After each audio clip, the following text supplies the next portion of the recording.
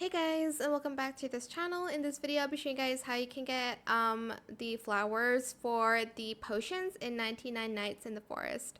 So first you're going to collect flowers. They're sometimes in a circle and there will be a lot more, but you'll see them throughout the whole map and you're just going to pick them up. You're going to need a lot, maybe like up to 60 for all of the flower types. But basically, once you are done, you are going to go back to the fairy's house,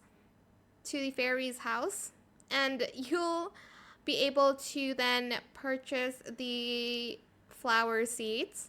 They're going to grow everywhere on the map, so you can basically plant them anywhere. I think once you purchase it, it's just going to be spread where the fairy house is, and basically it's going to later on grow around the forest.